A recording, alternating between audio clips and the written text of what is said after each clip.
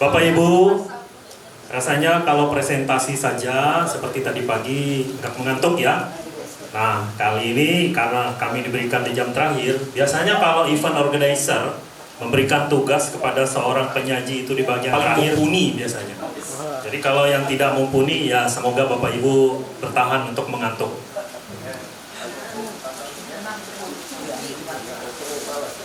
Apa? Oh, kopi. Tolong kopi. Kopi. Nah, jadi Bapak Ibu, kertas yang kami bagikan ini nanti ada hubungannya dengan akan Bapak Ibu lakukan. Nah, ini contoh dari kesepakatan kelas. Tidak usah panjang-panjang. Ada senyum dulu yang pertama. Kalau masuk kelas fisika mukanya tidak senyum itu saya suruh keluar. Berarti mukanya kurang bersih. Ya, kurang antusias itu di luar aja saya bilang. Lalu kalau datang pagi tidak ada salam selamat pagi, apa Bapak bahagia atau tidak, saya juga suruh keluar. Anda sepertinya tidak siap belajar hari ini, tolong di luar aja. Kemudian harus disapa. Sapa di sini bukan berarti dan kata-kata negatif Bapak Ibu. Bahasa Dayaknya kan kurang begitu baik. Nah, sapa di sini apa kabar? Bagaimana kabar? Cuankah kemarin dapat berapa? Nah, atau sudah mancing dapat berapa ikannya? Lepas semua. Nah, itu dia. Kita bertegur sapa sekalian dalam kelas juga presensi. Sopan. Kalau bahasa Banjarnya sopan tuh malu. Nah, sopan di sini seperti yang digariskan oleh bagian kesiswaan, ada aturan sekolah. Sebenarnya aturan sekolah ini mestinya kita buat kesepakatan, tapi karena ini sudah berjalan dengan cukup baik dan sudah lama, tapi kami lihat aturan-aturan itu banyak yang tidak jalan sebagaimana mestinya. Mulai dari diri sendiri. Apakah Bapak dan Ibu saat masuk ke toilet membuang ya senyum dengan lubang klosetnya ya. Apakah membuang tisu ke dalam lubang kloset atau tidak? Ya, kalau sudah nomor 1 berarti baik. Nomor 2, apakah nanti tunggu aja. Bisa ditulis nama dan mengajar mata pelajaran apa serta di kelas berapa nanti. Saat di WC ada Bapak Ibu guru ini yang juga dinyatakan oleh teman-teman lain itu lupa menyiram karena masih ada cairan-cairan yang agak warnanya menuju ke oranye, itu masih ada di butir-butir pasir di laut itu. Ya, panas dalam. Sepertinya Bapak Hari nanti tolong langsung membudayakan hal yang seperti ini sangat perlu. Ya, sarprasnya sangat perlu. Nah, mumpung ada Bapak yang ngurus sarpras ya, sekalian aja kita bicara dulu. Yang kedua, peraturan kesepakatan yang sudah dibuat di sekolah itu tidak mungkin hanya diawasi oleh bagian kurikulum saja atau oleh bagian kesiswaan saja. Nanti Bapak Ibu semua dapat giliran piket. Senang tidak senang, bahagia tidak bahagia, yang penting piket. Dibayarkah piketnya? Tidak, itu bagian dari kewajiban kita karena masuk dari sasaran kinerja pegawai. Nah, receh. Kita tuntun. Nah, di sini kemarin saya memperkuat kata-kata Pak Wayan, Pak Nyoman, atau narasumber yang lain. Pendidikan itu bukan menuntut remedial, kasih sesuatu. Remedial itu bagian dari proses. Remedi itu artinya pemulihan, penyembuhan, bukan selesai sumatif kasih remedial. No. Itu sudah salah konsep. Salah konsep. Remedial terjadi dalam proses. Proses tidak pernah mengkhianati hasil. Visi kita pertama, dan kami yang disebut kemarin oleh Pak Nyoman, itu adalah yang paling memberi kontrol sebagai pemberi hukuman. Wah, paling keras suaranya, paling nyaring, paling ribut, dan lain-lain. Itu sebagai pemberi hukuman. Dan sekarang, porsi ini sudah saya usulkan kepada Ibu Wakasek Kesiswaan, sedikit-sedikit kita kurangi. Ada satu perubahan yang tidak perlu drastis. Nanti kawan-kawan yang lain melihat kita ini lemah, melihat kita ini tidak melakukan apa-apa, melihat kita ini tidak bisa apa-apa. Tidak masalah. Pendidikan itu perlu waktu yang lama. Kita perlu waktu untuk ketemu anak sekarang untuk menjadi dokter yang menolong kita puluhan tahun kemudian. Kita perlu waktu untuk membuat anak peserta didik kita hari ini menjadi polisi yang menjadi ajudan kita tahun-tahun kemudian. Tidak ada yang seperti membalikan telapak tangan. Jadi kalau ada yang mengatakan pendidikan itu seperti membalik telapak tangan, ya mohon maaf, saya berani mengatakannya itu. Lambat masuk kelas itu juga suatu budaya. Budaya tidak disiplin. Bapak Ibu sebagai yang digugu dan yang ditiru, setiap kata-katanya sama seperti sabdo pandito ratu. Apapun kata Bapak dan Ibu itu adalah doa. Doa. Nakal kamu? Atau tit kamu? Terjadi. Kayaknya Bapak lihat kamu menjadi ini, kamu tidak akan lulus, jadi. Tapi sekarang diubah kata-katanya. Bapak lihat kamu jadi gubernur, wah bangga dia. Bapak lihat kamu jadi presiden. Kita kan ahli nujum semua. Jadikan kata-kata positif. Dan saya merasakan anak-anak saya begitu. Kamu nanti jadi pilot, nah. Bangga dia, senang. Kamu nanti jadi pimpinan perusahaan, kayaknya kamu nih yang punya Telkom. Bangga, senang. Jadi begitu papa mamahnya mengirimkan transfer itu sedikit, mereka paham. Sebagai seorang pemimpin, sekarang saatnya mengencangkan ikat pinggang. Tidak semua keuangan itu berjalan lancar ya Papa Ria. Ada resesi. Kita ajarkan anak-anak itu dengan resesi. Nilai dan peran sebagai guru dalam kurung yang kami lakukan untuk menggerakkan kita semua. Berpihak kepada murid, berpihak kepada siswa. Berpihaknya itu seperti apa? Membuat mereka senang dan bahagia ada di dalam kelas. Pak, bagaimana tercapai pelajarannya atau tidak? Kita satu-satu tanyain. Kamu senang gak dengan pelajaran Bapak hari ini? Pada saat dia bilang, saya tidak senang Pak. Oke, kita ketemu di kantor guru. Saya beri waktu seluas-luasnya untuk kamu bicara dengan Bapak. Mungkin Bapak ini banyak salah. Sekarang saatnya kita perbaiki. Kalau kamu malu bicara depan siswa yang lain, bicara empat mata dengan Bapak. Dan itu yang kami lakukan dengan rekaman seperti video ini. Jadi siswa juga saya bicarakan dengan orang tuanya. Pak, peringkat 1 sampai 10 ini nilainya begini. Pak, kami ingin yang peringkat 10 ke bawah ini seperti ini. Gimana caranya? Langsung di grup WA pada tanggal 23 Desember itu saya beritahukan kepada semua orang tua kelas 11 MIPA 3. Pak, saya berinisiatif membuka bimbingan khusus. Kalau Bapak menganggap itu les silakan, tapi saya menganggap ini pengembangan kepribadian. Mereka harus bandel dan berani bicara dengan saya. Pasti ada yang salah dengan saya ini. Nah ini sudah terjadi 2 pekan, 3 pekan. Dan perubahannya luar biasa. Dari 35 siswa di kelas 11 IPA 3 itu, 5-7 siswa yang tidak pernah saya deteksi untuk mengerti, sudah mulai menunjukkan hasil positif. Kalau COVID-19, Bapak dan Ibu dinyatakan positif, pasti gair kan? Tapi kalau hasil budaya ini menjadi positif, suatu yang mendorong kita juga, saya selalu ingin datang ke SMA 2 itu datang pagi-pagi untuk menemui semua siswa saya. Itu semangat yang muncul. Nah, di dalam pengembangan diri pemimpin komunitas belajar, ada suatu sikap bahwa pengembangan diri itu adalah kesadaran pribadi dan kemauan pribadi, bukan tuntutan. Seperti kemarin Pak Nyoman menuntut yang hadir berapa, jumlah guru kita berapa. Nah itu bagian dari tuntutan. Kenapa itu tuntutan? Karena kita ini aparatur sipil negara, pegawai negeri sipil yang taat, patuh, dan setia pada aturan. Kenapa kita bikin aturan yang berbeda? Kenapa kita tidak bikin institusi lain saja kalau kita mau melanggar? Nah itu tawarannya. Mengembangkan kompetensi saya untuk meningkatkan kualitas belajar. Kualitas belajar murid. Murid itu dibelajarkan. Tidak harus hanya punya nilai yang bagus. Nilai yang jelek itu juga bagian dari refleksi kita, Bapak dan Ibu sekalian. Tadi Pak Berkat bertanya, Pak, kalau nilai formatif itu jelek semua, apa yang Bapak lakukan? Oh, saya no problem. Mau nilainya negatif atau apa, saya bisa ubah semua. Karena semuanya ada di tangan kita. Tidak perlu pusing-pusing, tinggal Bapak dan Ibu menilik hati nurani pribadi. Siswa ini mau dijadikan apa? Beberapa tahun kemudian mau bagaimana?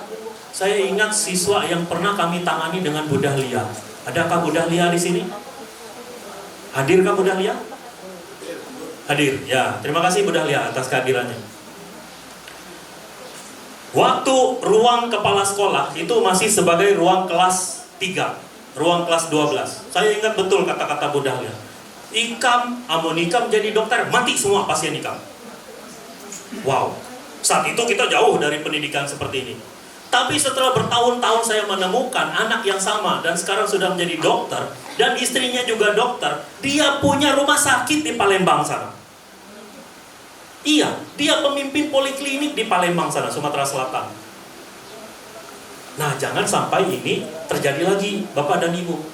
Apapun kata-kata kita, itu nanti akan jadi doa.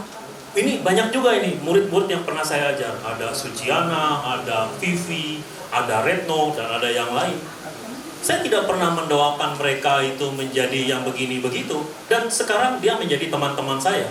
Satu grup dengan saya. Saya yang malu, karena ternyata saya semakin tua. Dan mereka yang akan menggantikan dia, mengejar saya di sini. Jadi kalau kita ini berada dalam keadaan yang berkembang, cakap, atau layak, atau mahir. Nah, dengan berbagai macam masalah, Tuhan itu membuat kita ini semakin mahir. Tuhan, saya ingin diberi kekuatan. Tuhan tidak beri kita superhero, tapi Tuhan beri kita masalah. Tuhan, saya ingin bahagia. Tuhan tidak berikan kita kebahagiaan, tetapi berbagai macam cobaan dan ujian, supaya kita kuat. Tuhan, saya ingin sugih. Tuhan berikan kita banyak sekali hutang. Banyak sekali keluarga yang harus kita bantu. Banyak sekali biaya pengobatan untuk orang tua kita, anak kita, dan lain sebagainya. Kanan kiri orang meninggal dunia kita setor. Uang kematian, uang duka, sakit, ini itu. Di mana letak kekayaan yang kita cari dari Tuhan? Belum kelihatan sekarang. Nanti pada saat kita paripurna baru kita akan melihatnya. Cukupkan saya dengan apa yang ada. Ya sudahlah. Nah, jadi tujuan pembelajaran kita sebenarnya untuk memulihkan. Saya dari seorang pemberi hukuman, dari seorang yang suka memberi rasa bersalah, saya harus mengubahnya. Yaitu dengan menanamkan, memulihkan budaya kebajikan tadi itu. Siswa kita dekati, bukan berarti kita memahami bahwa sebagai seorang pendidik kita ingin menuntun mereka menjadi lebih hebat. Lalu kita menerapkan supaya murid ini, siswa ini mempunyai motivasi intrinsik. Datang sekolah tidak terlambat, pakai seragam, sepatu yang sesuai Senin dan Rabu, juga cat rambut yang sesuai dengan usia, sesuai dengan aturan. Itu juga berlaku, tidak hanya bagi siswa, tapi juga bagi kita semua. Katanya mau memberi teladan, tapi kita buat teladan yang bukan-bukan. Mau jadi apa? Teman-teman kita yang muda-muda, mitra belajar kita ini mau jadi apa? Lalu kita minta siswa itu tidak datang terlambat, tapi kita selalu telat. Bagaimana kita menertibkan disiplin tadi? Ya dari siswanya, dimulai dari diri kita dulu. Saya menginginkan siswa untuk tidak merokok. Saya jauhkan rokok itu dari saya. Saya tidak beli yang elektrik, apalagi yang tembakau. Saya tidak akan merokok di depan beliau. Saya minta supaya siswa tidak datang terlambat. Saya datang duluan. Saya minta siswa pulang belakangan. Saya pulangnya besok. Dan itu mustahil. Ya, sesuai dengan situasi dan kondisi. Nah, tujuan pembelajaran yang berikutnya, harapannya adalah teman-teman di sini bisa menganalisis secara kepala dingin. Siswa-siswa kita yang kita temui di kelas itu seperti apa. Nah, kertas yang Bapak Ibu dapatkan itu nantilah di bagian ini yang akan Bapak Ibu kerjakan. Berapa kalimat atau berapa paragraf yang nanti akan ditulis. Apa yang Bapak Ibu bisa dapatkan dari siswa yang dalam kelas tadi, mohon bisa diisi di kertas yang maha putih itu. Nah, ini adalah teori bagaimana kita menerapkan fungsi kontrol. Teori kontrol kita dalam memulihkan keadaan. saya sudah memberikan kalimat yang mungkin menusuk hati siswa. Bagaimana kita membuat siswa tadi bisa merekat kembali dengan kita. Sama seperti anak kita. Pak ingin sepeda motor, duit Papa tidak ada. Akhirnya hanya diberi sepeda. Nah, itu terjadi suatu ketidakpercayaan. Jangan diiming-imingi. Maka kita harus mulai dengan menstabilkan identitas. Nah, nanti ada contoh videonya bagaimana menstabilkan identitas, memvalidasi tindakan yang salah, dan akhirnya kita akan membuat keyakinan bahwa kesalahan siswa tadi bisa kita terima dan kita maklumi. Segitiganya, nah ini contoh sisi satu, menstabilkan identitas. Pertanyaan-pertanyaan seperti inilah yang nanti akan membuat siswa itu merasa diterima atau diakui setelah dia melakukan kesalahan. Nanti kami bagikan, ada Google Drive. Lalu yang sisi kedua ini memvalidasi tindakan yang salah. Tindakan yang salah misalnya dia memang benar-benar sepatunya tidak sesuai aturan. Kamu tahu hari ini mestinya sepatu berwarna apa yang kamu mesti lakukan kalau sepatunya berbeda. Ada konsekuensi di sini. Ada suatu kesepakatan yang memang harus kita bicarakan dalam tata tertib sekolah nanti. Jangan hanya ditempel sebagai spanduk, tapi kita sosialisasikan dari kelas ke kelas. Lalu yang sisi ketiga, menanyakan keyakinan, menumbuhkan keyakinan dari kesalahan yang dilakukan oleh beliau. Apa kesepakatan yang sudah kita lakukan? Jadi kesepakatan tadi dimulai dari kelas Bapak dan Ibu. Dari kelas 10, dari kelas 11, dari kelas 12. Nantilah kita memikirkannya dalam skop yang lebih besar. Yang sekolah ini nanti setelah rapat anggota tahunan koperasi, setelah kita terima SHU, nah wajah kita lebih senang karena kita akan berpikir lebih kencang. Tapi kalau belum terima SHU kayaknya ya menyesuaikan keadaan aja lah ya.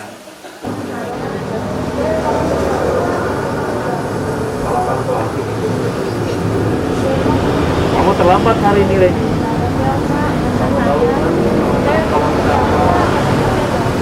Alasan klasik itu. Kamu tahu kan kesepakatan sekolah kita apa? Bagaimana pendapat teman-temanmu kalau saya mengizinkan kamu masuk? Apalagi saya lihat hari ini seragam kamu tidak lengkap.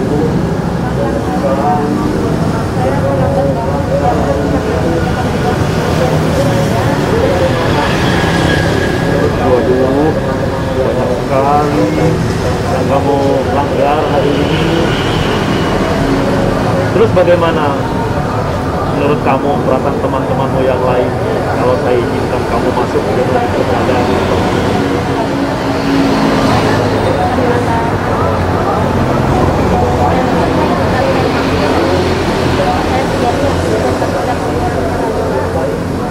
Sebenarnya berat saya mengizinkan kamu.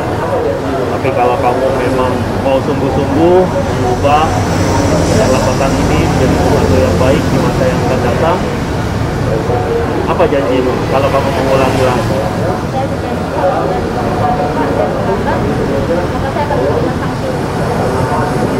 Baiklah ini, kamu tahu itu kesepakatan sekolahnya. Sekarang Bapak akan diizinkan masuk, tapi sebelumnya tolong atas nama ditutupi ke televisi supaya menjadi peringatan kamu agar jangan diulang lagi di masa yang akan datang. Ya, ini ya. Silakan masukkan tapi isi dulu. Ya. Kita yang datang ini 100 orang. Ya, jadi kira-kira 10 menit lagi kami akan selesai. Nah, ini adalah waktunya ya, silakan ditulis Bapak dan Ibu sampai nanti penutupan oleh yang atas nama kepala sekolah.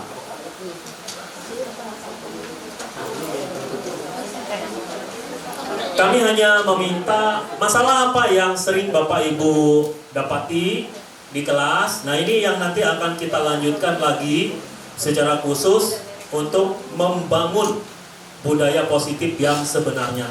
Karena nanti akan ada penyampaian tata tertib sekolah, tata tertib siswa, tata tertib guru, bagaimana pemulihan kesalahan, bagaimana menerapkan segitiga restitusi, bagaimana Bapak dan Ibu menerapkan fungsi kontrol. Karena ini akan masuk dalam kurikulum tingkat satuan pendidikan, kurikulum SMA 2. Nggak apa-apa aja Bu, dicoret aja. Yang penting ada nama Ibu, mata pelajaran apa, kelas mana. Karena ini nanti akan di-scan, lalu ini kami lampirkan sebagai bukti laporan sudah melakukan diseminasi. Nah, di akhir sesi kita ini, sebelum kami serahkan kepada, ini yang mari berdiskusinya biar kita skip saja. Hasil diskusinya juga nanti kita lanjutkan dalam pertemuan selanjutnya. Di sini kami membuat suatu rencana tindakan untuk aksi nyata. Tindakan yang saya lakukan, saya mengajak rekan-rekan komunitas kesiswaan, Bapak Ibu guru, melalui siswa yang tergabung dalam kepengurusan OSIS dan MPK untuk menyepakati keyakinan sekolah atau keyakinan kelas untuk membahas tentang keberagaman, kebinekaan global sehari-hari. Nah, terkait undangan yang baru saja kami terima dari Bapak Wakasek Kurikulum tadi, besok dan besok malam, siswa kita mewakili SMA 2 diundang untuk membahas tentang kebinekaan global ini. Dan kebetulan juga tadi saya minta izin kepada Bapak Wakil Kepala Sekolah Urusan Kurikulum bahwa besok kami menghadiri kegiatan kebinekaan global di Hotel Neo bersamaan dengan kegiatan pendidikan profesi guru Prajabatan Gelombang 1. Jadi apa yang dilakukan dan apa yang kami kerjakan hari ini ternyata sinergis satu sama lain. Kebinekaan global inilah yang juga menjadi ciri khas SMA 2 di waktu-waktu yang lampau, sehingga Ibu Leli Yuswita dengan sangat meyakinkan dan percaya diri dapat menghubungkan SMA 2 dengan sister school di negara lain. Bahkan beliau sudah melanglang buana ke luar negeri, sama juga dengan Bu Helita dan Bu Sintania juga pernah ke mancanegara. Belum lagi yang dilakukan oleh Pak Ruji Alamsah, juga Pak Karuhei, serta Bapak Ibu yang lain. Amin. Ya, itu doa kita semua. Apa yang sudah Bapak Ibu kerjakan di masa lampau, ternyata dia berdampak dan berbuah signifikan bagi SMA 2 di masa-masa kini. Karena itu Bapak dan Ibu, sebelum kami menutup presentasi ini dan akan kami serahkan kepada moderator pembawa acara, jika ada yang memberikan pertanyaan atau memberikan pendapat, mungkin itu kita jadikan sebagai aset potensi, kekuatan yang akan kita gali. Karena aset dan potensi kita ini akan mendukung keberhasilan SMA 2 menjalankan kurikulum apapun itu di tahun-tahun yang akan datang. Apakah nanti namanya kurikulum merdeka kah, atau kurikulum nasional kah, atau apapun, yakinlah apa yang kita kerjakan hari ini akan berdampak bagi kita semua dan juga bagi anak cucu kita, siswa kita, keturunan kita. Nah, satu hal lagi terakhir, perilaku kebiasaan yang kelihatan ini hanya 12% yang kelihatan. Yang dilakukan dengan sadar. 88%-nya itu di bawah garis kemiskinan, di bawah garis kesadaran. Pola pikir, kepercayaan, nilai-nilai kebajikan yang dipercaya. Sehingga perlu adanya pengondisian pembiasaan, keteladanan yang konsisten, aturan yang konsisten. Ini bisa terjadi jika kita semua berkomitmen, konsisten dan disiplin, dan waktu yang kita korbankan tidak sedikit. Kami di sini sadar betul, tidak selamanya bersama-sama dengan teman-teman sekalian. Tidak selamanya. Karena itulah kiranya apa yang kami sampaikan ini, jika ada yang menyinggung perasaan teman-teman sekalian, baik secara sengaja atau tidak sengaja, suka tidak suka, saya dan juga Bu Martina mohon maaf yang sedalam-dalamnya. Bukan maksud kami untuk merendahkan teman-teman sekalian, tetapi ini cara atau inilah ajakan kita untuk melakukan inisiasi perubahan. Prakarsa perubahan itu ada di dalam diri kita masing-masing, bukan di luar sana. Saya tidak akan pernah mempercayakan kebahagiaan saya kepada orang lain. Kami harap demikian juga kepada Bapak dan Ibu. Kebahagiaan ini kita perjuangkan, kita kejar, kita cari, kita sendiri yang berusaha. Termasuk juga keberhasilan, kegagalan, itu semua kita alami, bukan karena orang lain. Jadi mari kita kembali mendefinisikan keberhasilan dan kegagalan itu semuanya kembali kepada diri kita masing-masing. Sekian dan terima kasih. Kami kembalikan kepada Pak Herwanto. Baik, terima kasih kepada Bapak Rudi Hilkia dan Ibu Martina. Bapak Ibu, kita beri aplaus dulu untuk narasumber kita. Sepertinya saya. Tes 1, 2, 3.